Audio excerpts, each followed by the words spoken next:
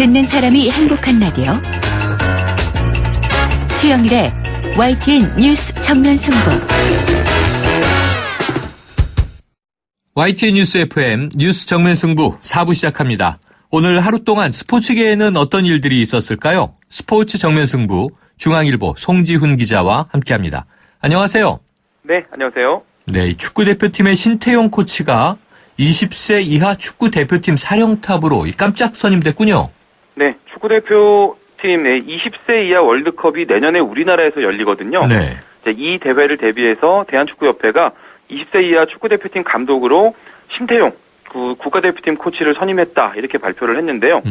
그 신태용 감독은 지난해 초에 지금은 고인이 되신 이광종 감독이 그 급성 백혈병 치료를 위해서 자진 사퇴하면서 당시에 공석이 됐었던 올림픽 대표팀을 맡아서 이번 그 리우 올림픽 8강행을 이끈 그런 경험이 있습니다. 바로 이제 그 경험을 인정받아서 이번에는 20세 이하 축구 대표팀을 이끌게 됐습니다. 그러니까 내년에 이 우리나라에서 열리는데 그 20세 이하 월드컵을 지휘하는 중요한 역할을 맡은 거군요. 그렇습니다. 이 20세 이하 피파 월드컵이 내년 5월 20일부터 6월 11일까지 우리나라 국내 6개 도시에서 열리는데요. 네. 아무래도 우리나라에서 열리는 대회이기 때문에 지금 우리 대표팀이 어느 정도 성적을 거두느냐 이게 대회 흥행에도 아주 중요한 변수가 되거든요. 그런 점에서 이제 감독을 뽑는 데 아주 신중을 기했고요.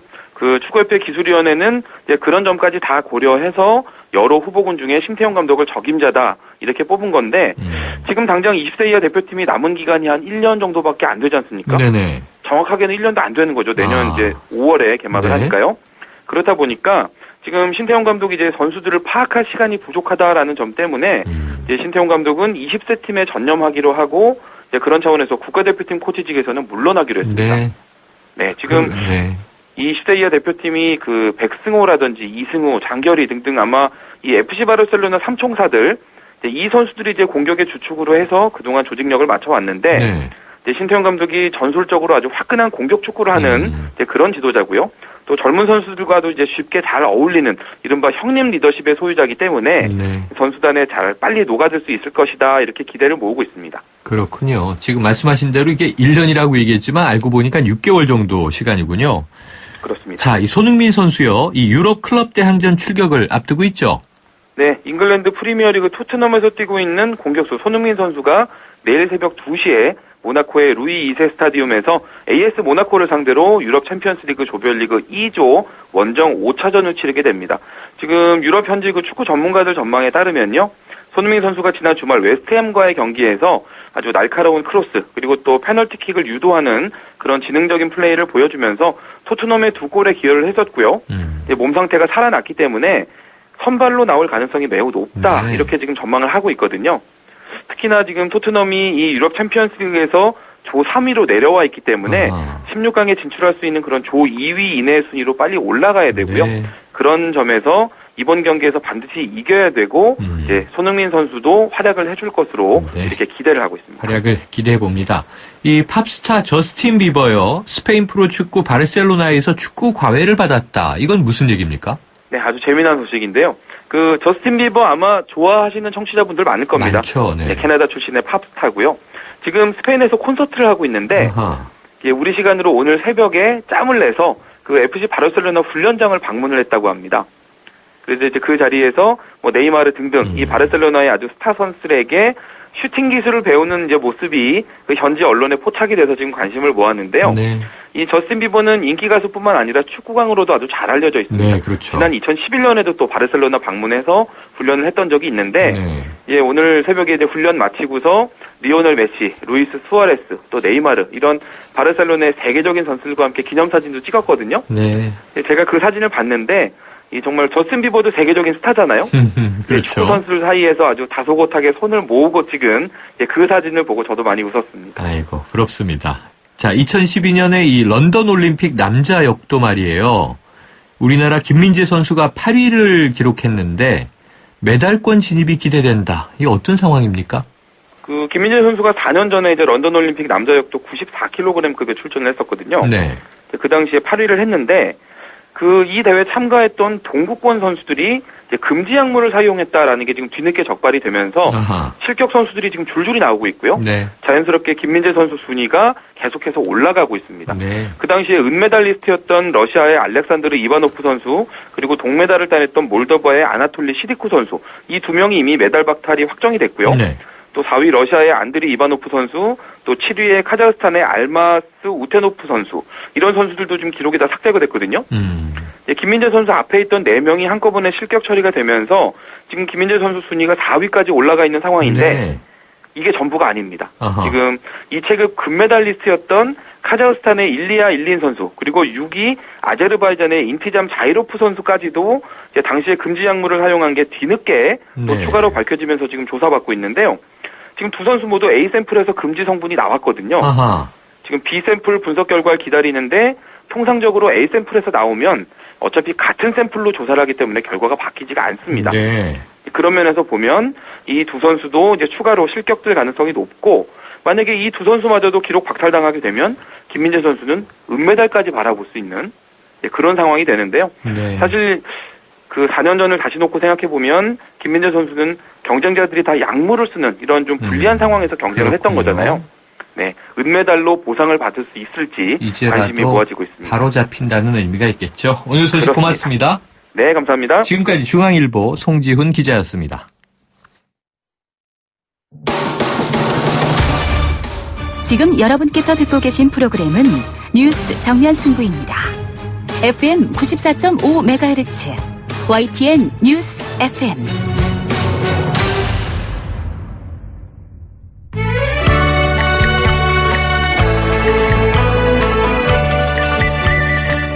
멀고도 가까운 나라 중국은 지금 China Today. 네, 이 세계가 주목하고 있는 중국에 대해서 알아보는 시간이죠. 오늘은 세계에서 가장 많은 중국의 중산층에 대해서 알아볼 텐데요. 중국 전문가인 홍인표 고려대 연구교수를 오늘은 전화로 연결하겠습니다. 교수님 안녕하십니까? 네, 안녕하세요. 네, 자, 이 중국 중산층이 고속 성장에 힘입어서 세계에서 가장 많아졌다. 이런 통계가 나온 거죠?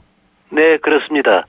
실제로 중산층의 기준은 여러 가지가 있다 이렇게 말씀드릴 수가 있는데요. 그렇죠. 네. 그래서 어떤 기준을 잡느냐 여기에 따라서 중산층 숫자가 사실은 크게 차이가 납니다. 근데 일반적으로 말하면 중산층이라는 게 이렇게 고소득에다가 전문 지식을 갖춘 사람이다. 뭐 이렇게 네. 볼 수가 있는데요.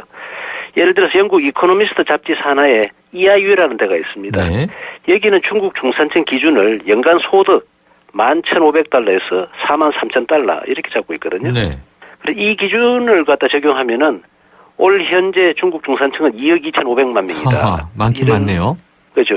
2000년만 하더라도 500만 명에 불과했거든요. 아, 그런데 16년 이제 사이에. 이 기준, 예, 맞습니다. 이 16년 사이에 이렇게 많이 늘었는데, 그런데 이 기준이 이제 중산층을 나타내는데 적절하냐? 네. 이런 건 좀 사실 의문인데, 이게 왜냐하면 연간 소득 11,500달러, 우리 돈으로 하면 이게 한 1,300만 원 되거든요. 네네.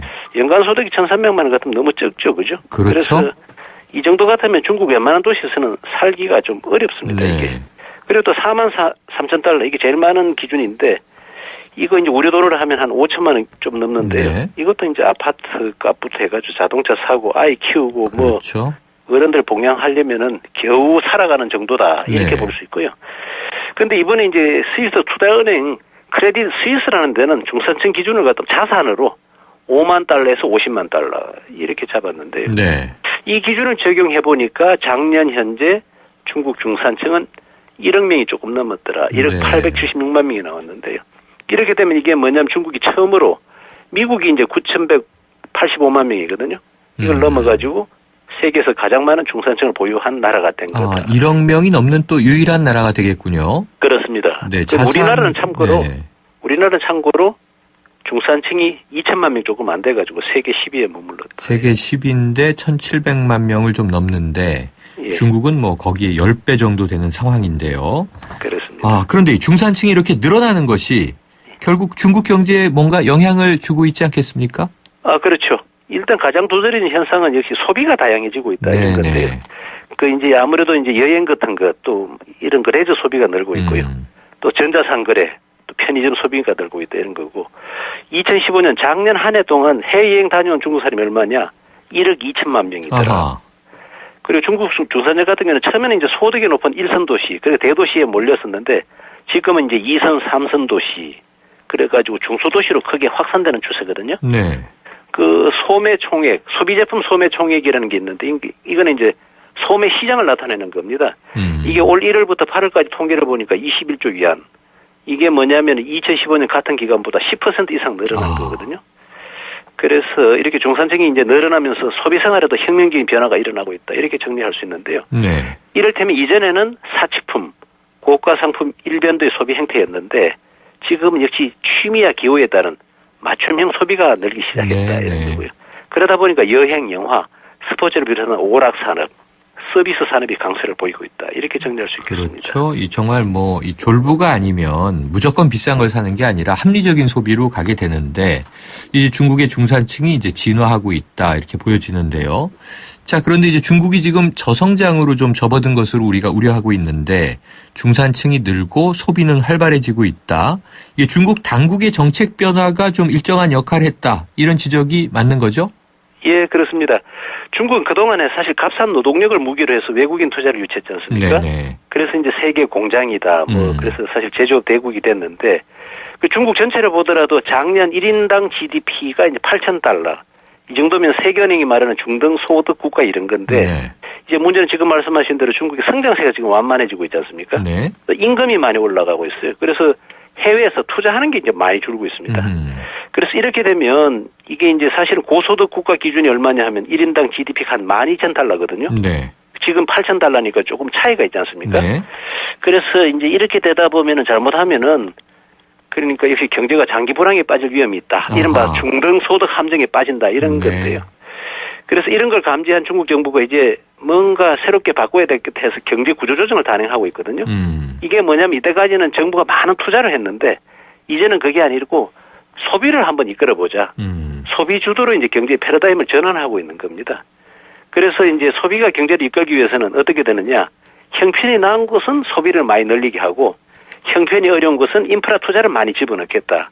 지금 이런 거거든요. 네. 그래서 이제 소득 수준을 끌어올리겠다 이런 의도인데 그러니까 역시 지속적인 경제 성장세 여기에다가 중국 당국의 이런 정책 변화 이런 것 때문에 중국 중산층이 크게 늘었다 이렇게 해석할 수 있겠습니다. 네, 이거 좀 내년에 주목해서 봐야겠군요. 소비 주도로 그러니까 결국은 또 소득 중심으로 내수 경기를 살리겠다. 우리나라에도 지금 꼭 필요한 흐름인데 중국도 좀 비슷하군요.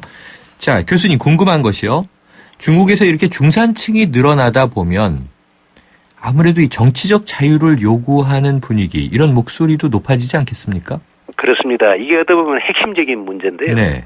이게 중산층이 폭발적으로 늘어나면 이제 중국 정치에 어떤 영향을 미칠까? 이게 특히 서방 사회가 많은 관심을 가지고 있는 문제입니다. 네.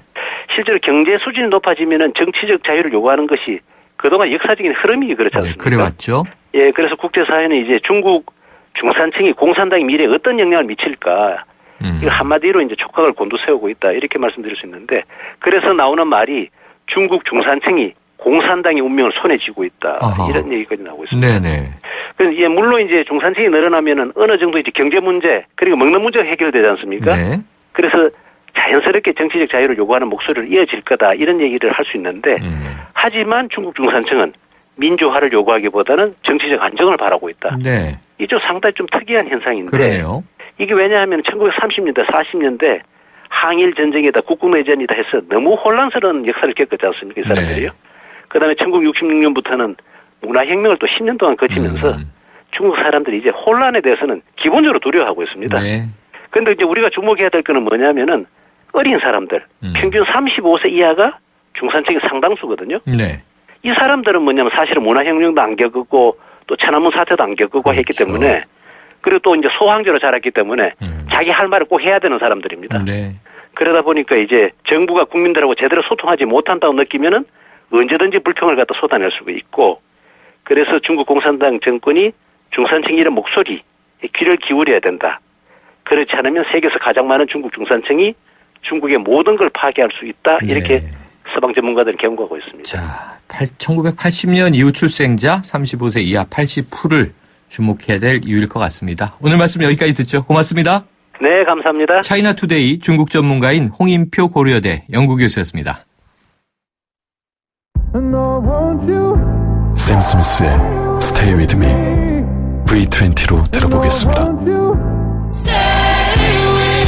원음을 선명하게 되살리는 4개의 DAC와 전후면 광각 카메라로 새로움을 플레이하다. LG V20. 운전자 여러분, 커피도 시끄러운 음악도 소용없이 졸릴 땐 잠시 차를 대고 쉬었다 출발하세요. 여러분의 인생길에 봄날은 와도 졸음은 오지 말아야 하잖아요. 삼성화재와 함께 매일을 봄처럼 사세요. 당신의 봄, 삼성화재. 초가을의 하늘과 초가을의 바람과 초가을의 햇살을 껍질째 통으로 담은 초가을 우엉차.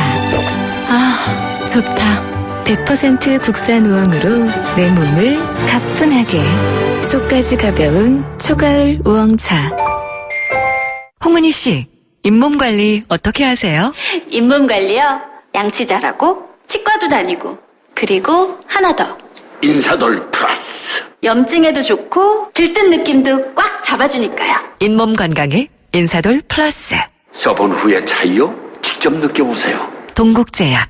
힐스테이트로 수원 홈앤실이 더 탁월해집니다. 빠른 강남 접근성과 단지앞 학교, 뉴스테이에서 최소 8년의 안정적인 거주에 남다른 생활 서비스까지. 탁월한 입지와 브랜드로 홈앤실을 압도하다.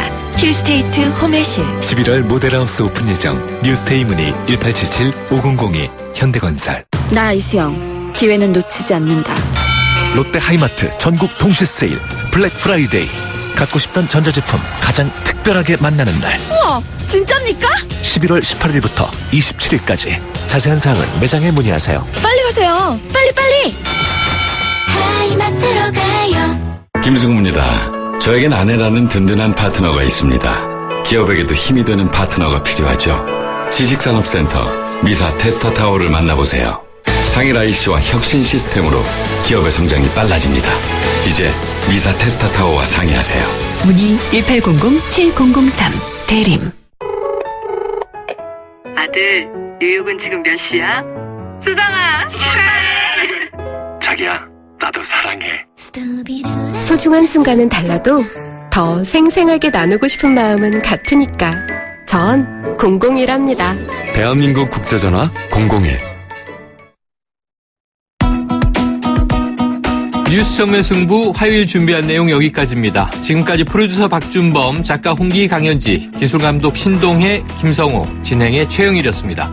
내일 다시 뵙겠습니다.